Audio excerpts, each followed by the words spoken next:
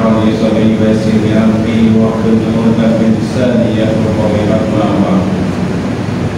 Alhamdulillah, terima kasih kepada pengurusi Surau An-Nur yang berkuasa surau yang telah mengizinkan saya untuk sampaikan tazkirah Ramadan yang saya hormati dan Tuan Imam, Tuan Bilal dan semua muslimin muslimat. Moga-moga dirahmati oleh Allah Subhanahu wa taala.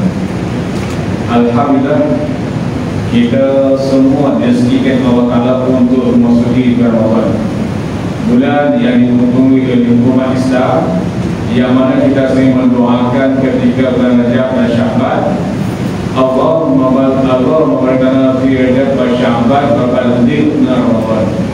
Ya Allah, dan kami Kau berkatilah kami pada Rajab dan Sya'ban, dan Kau sampaikan kami di Ramadan. Alhamdulillah, bersyukur kita kepada karena bulan yang ditunggu oleh umat Islam kita hadapi dan kita sedang melaluinya pada hari ini. Ramai umat Islam telah dipanggil oleh Allah Subhanahu wa taala, dipanggil pada di bulan Rajab dan Sya'ban. Kita alhamdulillah, moga-moga ini bukanlah Ramadan yang terakhir. Muslimin muslimat yang bersedia, bila sebutkan Ramadan, kita akan diterangkan, kita akan disebut-sebut bahawa Ramadan adalah bulan diturunkan Al-Quran. Syahr Ramadan allazi unzila fihi Al-Quran linnas wa bayyinatin minal huda wal furqan. Ramadan diturunkan Al-Quran yang beri penangan kepada yang petunjuk dan penangan serta beri pembeza di antara baik dan buruk. Alhamdulillah, kita dalam rukun iman wajib untuk percaya kepada 4 kitab yang diturunkan oleh Allah Subhanahu wa taala. Kitab apa?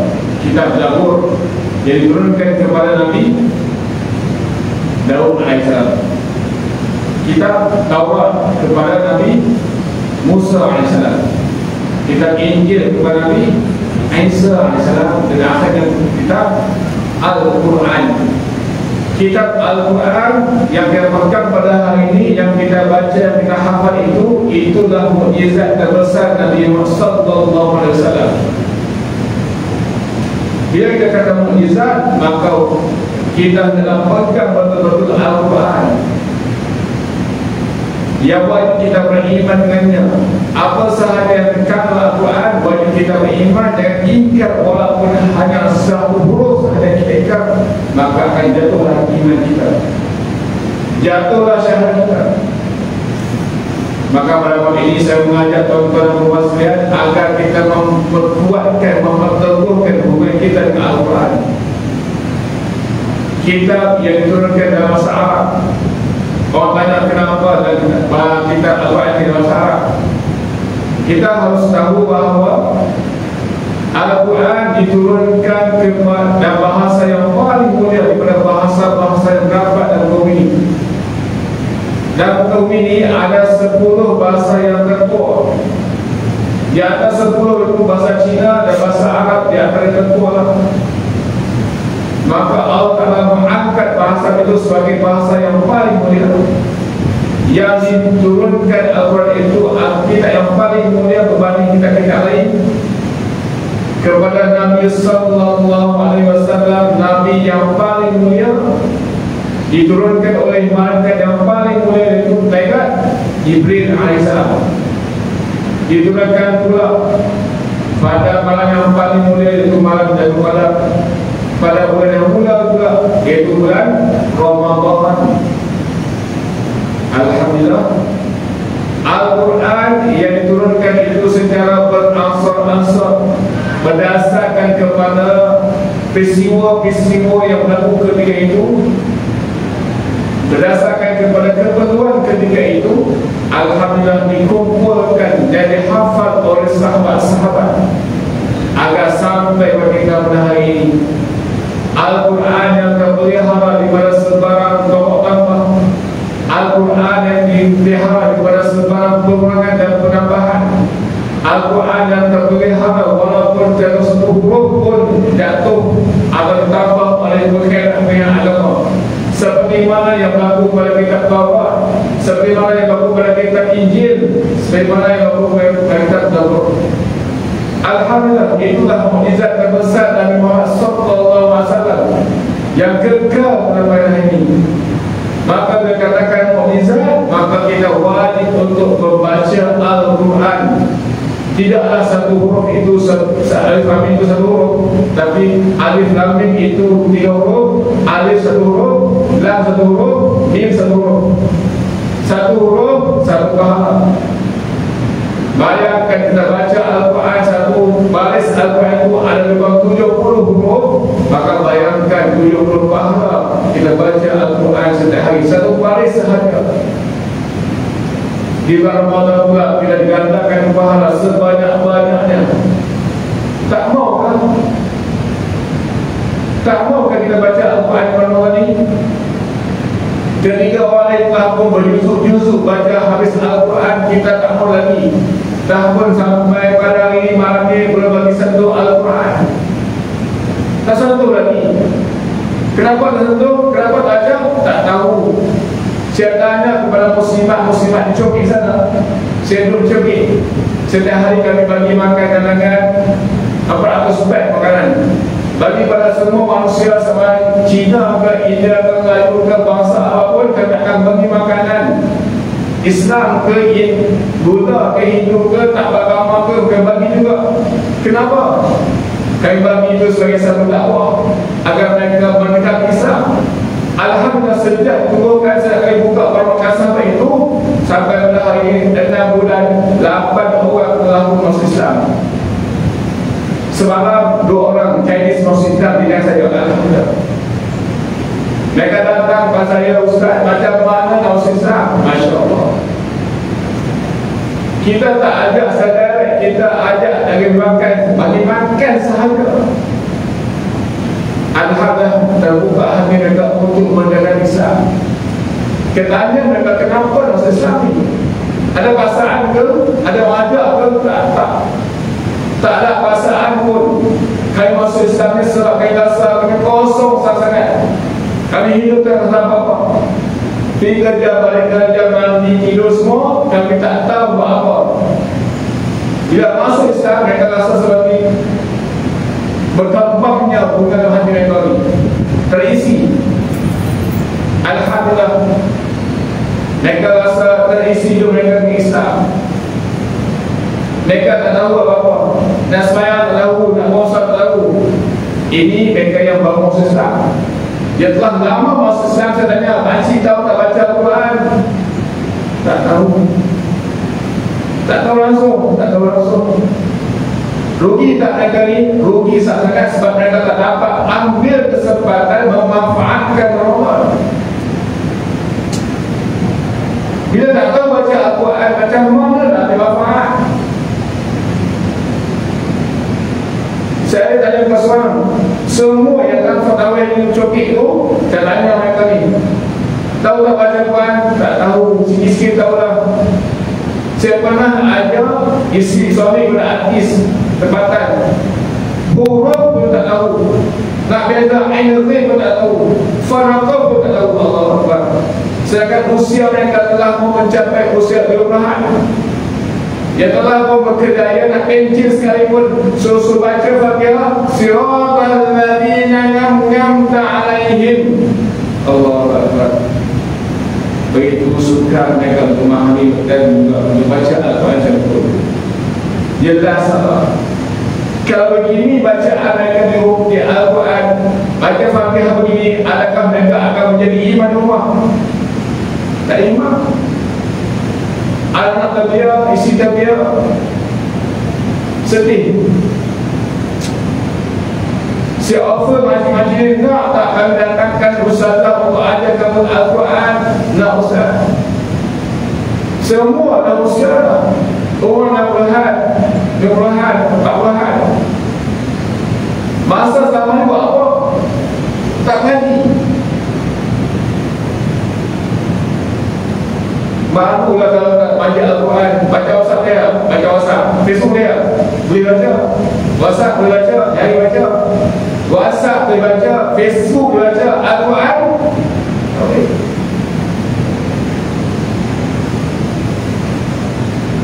kita jadikan permohonan ini sebagai permulaan untuk kita membaca Al-Quran. Kalau pun tak tahu, cari ustaz, cari ustazah, dalami Al-Quran itu. Yang telah pandai baca Al-Quran, cubalah baca terjemahan, baca tafsir-tafsirnya. Ia adalah mukjizat Nabi sallallahu alaihi wasallam. Satu perbuatan baca Al-Quran ini cumanya ibadah nikah sahaja, yang tak perlu berbudak kita sebanyak-banyaknya seperti solat, seperti berjihad, seperti kita berderma. Kalaupun kita tak duit, walaupun kita tak tanggal, tapi baca Al-Quran ini baca sebanyak-banyaknya. Kata guru yang asli Fironi kata apa? Kalau kata nak baca Al-Quran, jangan tengok jam, jangan tengok jam, berkira pula, sejam dah berhenti, tak apa kan? Jangan tengok jam, baca sampai penat. Begitulah zikir, berzikir sebanyak-banyaknya, jangan ikut jam, jangan ikut jumlah. Benda ni kita paksa untuk kita buat, untuk jadikan sebagai amalan harian, paksa untuk buat. Nak berzikir pun paksa, baca Al-Quran pun paksa, nak bersedekah pun paksa tu, supaya lama-lama akan jadi kebiasaan. Mari kita lah lapar makan, lapar makan, lama-lama akan jadi kebiasaan. Ya, jangan kita melakukan ataupun membiarkan Ramadan lalu tanpa kita membaca Al-Quran. Sekurang-kurang target satu hari satu juzuk, satu hari satu juzuk. Genap sebulan dapat khatam Al-Quran. Tuan-tuan dan puan-puan, bila kadang kita jarang baca Al-Quran, kita akan baca tu agak susah, sebutan. Tajwid salah, makhraj salah, kalimah salah. Siapa pernah bila buat tadarus Al-Quran di ofis, kita dengar bacaan keperhatian ini, Allahu Akbar, sebutannya cukup teruk, bacaannya cukup banyak kesalahan-kesalahan. Itu menggambarkan bahawa dia jarang membaca Al-Quran. Kalau pun kita ni lagi baca Al-Quran, insya-Allah seperti kita lancar, sebutan lancar. Walaupun kita bagi tak tinggi, tetapi ada kata Al-Quran itu dibaca setiap hari, insya-Allah kita akan baca dengan lancar. Buat setiap hari. Dan satu video tentang rahsia bagaimana seorang keluarga dia satu sahur. Apa dia buat? Dia buat bermula umrah tambahan, dia bangun ke dia pergi. Buat apa? Dia bangun, dia salat tahajud, salat taubat, hajat, witir. Dia buat itu je. Tuan-tuan dan puan-puan, memang tahajud ini orang susah. Namun kita semua rezeki Allah untuk bangun pada pukul 3 pagi. Kita pernah terbuka mata. Pada ketika itu kita akan mempertimbangkan untuk bangun atau tidak. Bagi mereka yang ambil kesempatan bangun, insya-Allah setiap malam Allah Ta'ala akan kejutkan dia untuk bangun. Sekiranya dia tolak, dia tak ambil peluang untuk bangun, dia tidur juga, malam berikutnya dia tak akan dikejutkan oleh Allah Subhanahu Wa Ta'ala. Kita akan suka untuk bangun malam. Tetapi ada kata kita ambil peluang untuk bangun juga, insya-Allah setiap malam kita akan dipermudahkan Allah Ta'ala untuk bangun malam. Bangunlah. Kalau tuan-tuan ada hajat solat hajat pada pukul 3 pagi, insya-Allah Allah akan makbulkan bangunan. Kemudian apa lagi? Si tua dia kata apa? Umur 1 tahun. Dia buat apa? Dia setiap kali habis solat fardu, dia akan berzikir la ilaha illallah sebanyak 2000 kali. 2000. Banyak sikit. Banyak. Kita lepas subuh baca Bismillahirrahmanirrahim Syarul Samai. Pertama kali itu tidurlah lelah. Tak akan habis walaupun kita baca itu semua 4 kali. Siapa ada yang dia apa, dia baca zikir itu setiap kali selesai solat, dia akan berzikir la ilaha illallah, la ilaha illallah, la subuh, zuhur, asar, maghrib, isya. Beberapa kali di antara amalannya untuk panjang usia ialah dia baca Al-Quran surah Al-Baqarah. Nah, ada amalan-amalan yang kita dianjurkan baca bagi membesarkan kita untuk masuk alam barzakh. Di antaranya surah Al-Baqarah dan surah Al-Imran. Tuan-tuan dan sekalian, kita usia kita tak tahu adakah ini Ramadan terakhir, maka sambil bersemua supaya mempergunakan kesempatan ini untuk membuat banyak ibadah. Jangan biarkan hayat kita berlalu tanpa kita bersedekah, walaupun yang sedikit saja. Mahu tahu pokok satu malam kita bertemu dalam Qadar, sedekah kita sedikit itu seumpama kita bersedekah sebanyak selama 1000 bulan. Kan, perbanyakkan amalan pada malam. Jangan kita sibukkan sudah minggu dengan waktu raya. Kita pasang tirai, kita buat perkara yang tak berfaedah, bukan ibadah kepada Allah, rugi sangat. Kita manfaatkan sudah akhir itu untuk kita berzikir, baca Al-Quran, solat, bersedekah. Moga-moga amal-amal itu, pahala yang dapat itu kita anggap satu malam sahaja berpahala. Pokoknya 1000 sebulan berpahala. Yang kedua, saya ingatkan tuan supaya bila kata bangun ke sahur, solat sunat 2 rakaat, solat sunat 2 rakaat, solat tahajud. Nah, ini antara amal-amal yang biasa kita abaikan. Yang ketiga, tuan-tuan, perbanyakkan berzikir. Perbanyakkan zikir. Zikir ni antara amal yang mudah. Tuan-tuan naik kereta, kan motor ke, naik bas ke, di kaki ke. Andai kata kita amalkan, insya-Allah banyaklah pahala Ramadan ini. Zikir ni tuan-tuan boleh ikut cara Imam Ghazali yang ada susun setiap hari. Setiap hari sebanyak 1000 kali. Hari Jumaat kita sebut Ya Allah, Ya Allah, Ya Allah, Ya Allah. Hari Khamis kita sebut zikir Subhanallah bihamdihi, Subhanallah azim.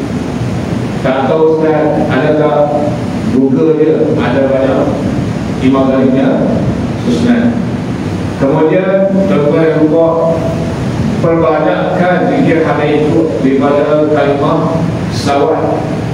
Sebab Nabi suka. Sahabat bertanya Rasulullah, ya Rasulullah, bagaimana sehingga 1/3 daripada zikir-zikirku ini bersama ya Rasulullah? Rasulullah kata, lagi banyak lagi bagus. Lagi banyak lagi bagus.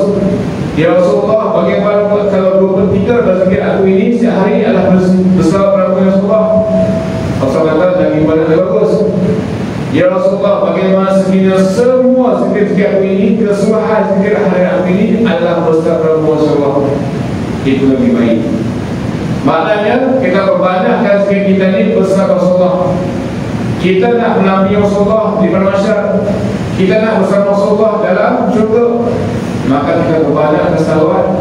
Kalau tuan nak gunakan salawat yang saya rekomen bagi ialah salawat Makkiyah, Bakat Makkiyah, yang disusun oleh Syekh Musa Rohani Musa Pakistan negara. Setelah wafatan Syekh Musa, Syekh Rohani Musa ni, kepada wangi harum, bau wangi berbulan-bulan, sehingga kan orang akan ambil tanah, ambil apa saja sebagai untuk keberkatan.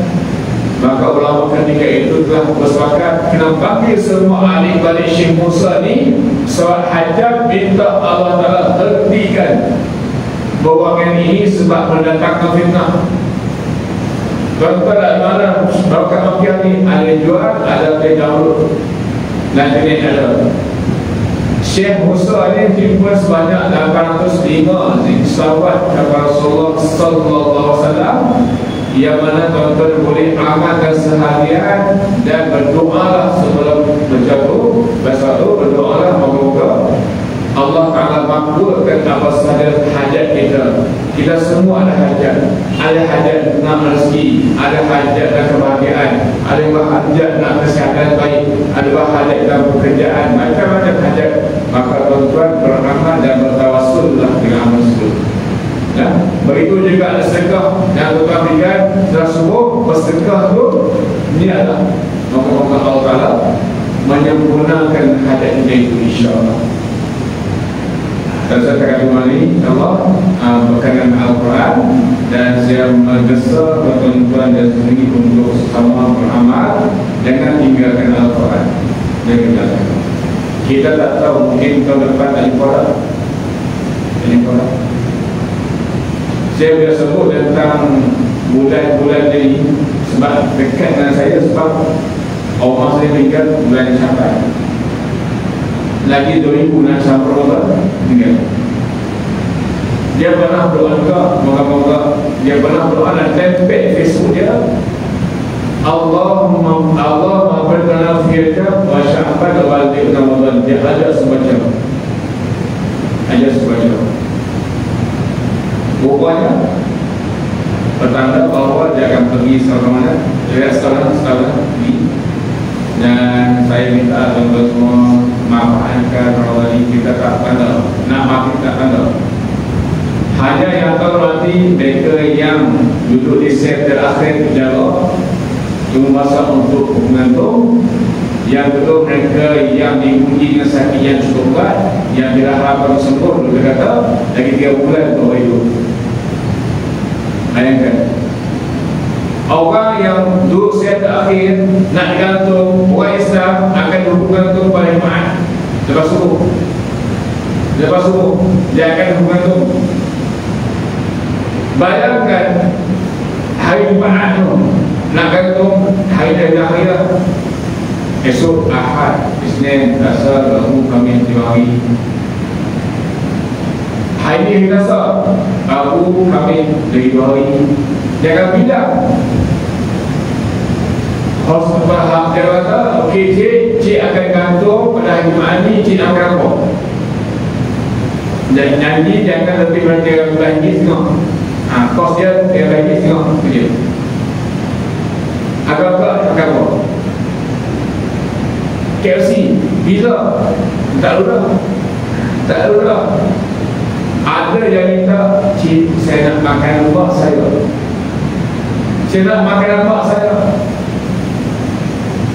Ada yang minta itu. Saya pernah masuk jangka kajar 2 kali.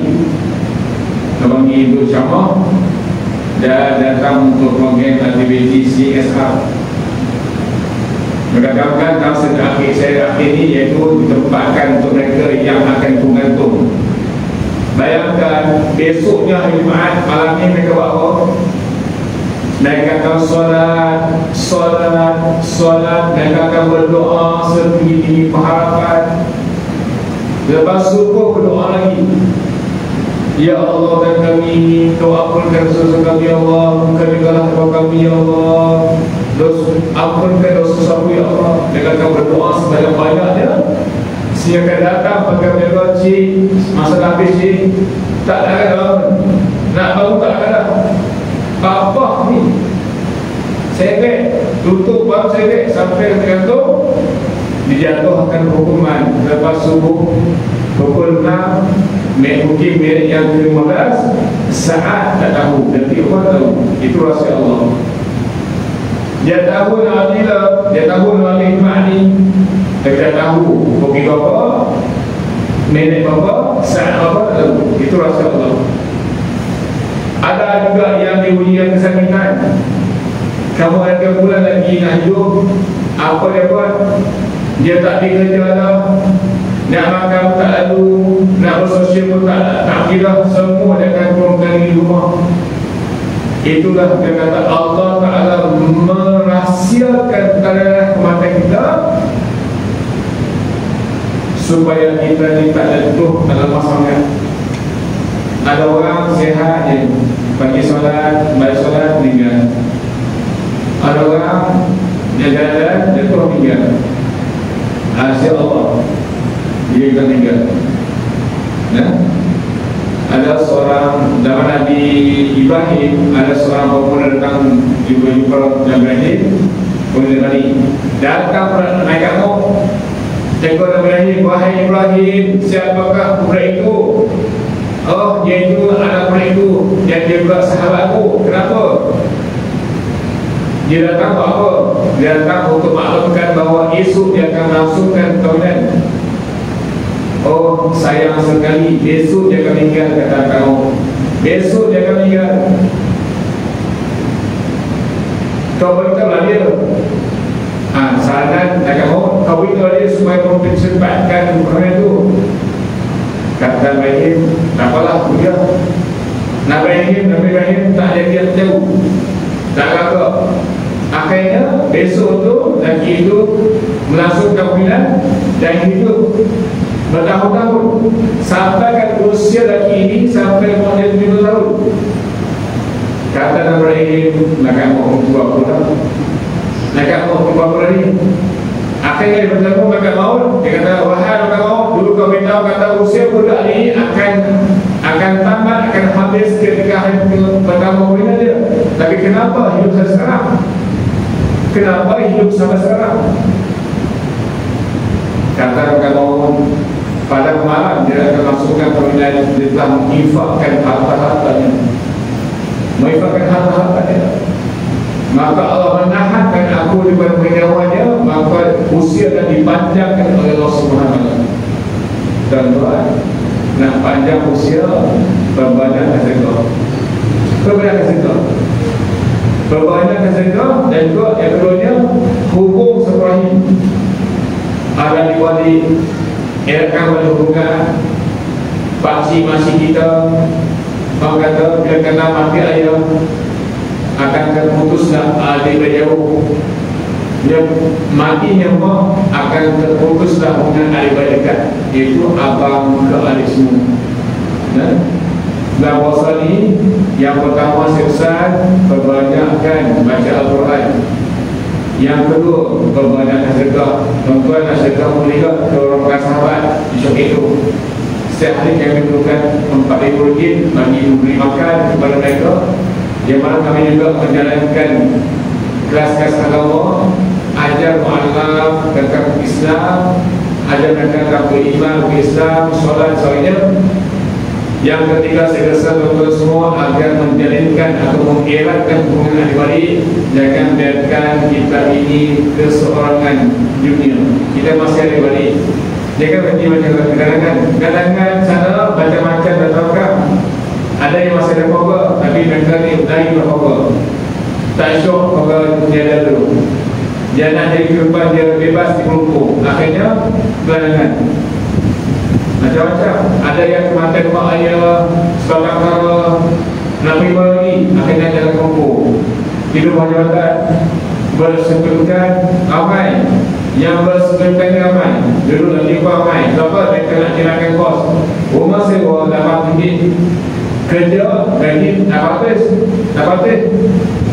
jadi jangan share gaji buat masing-masing RM400. Banyak jumpa banyak. Ada seorang tu Islam berbuat kerja Muslim, lagi orang Bangladesh berislam pun juga terus bersama rumah. Itulah di antara kerja sosial yang kita akan hadapi di Coki. Saya cuti satu hotel bajet. Saya sewa RM600 sampai 1 bulan. Semata-mata untuk menyantuni makanan. Sebenarnya saya berkata saya jadi rusak CD di Langkau. Saya tak jawabkan, saya kembali ke KL. Itulah kerja saya. Hari-hari saya akan bagi makan sedikit. Saya akan ajar pergi agama. Saya akan pergi bersolat. InsyaAllah moga-moga akan ramai melalui Allah, akan ramai yang akan masuk Islam. InsyaAllah itulah sasaran kita supaya mereka kembali bergerak. Sekian untuk malam ini, InsyaAllah kembali lagi. Sekian, Assalamualaikum warahmatullahi wabarakatuh.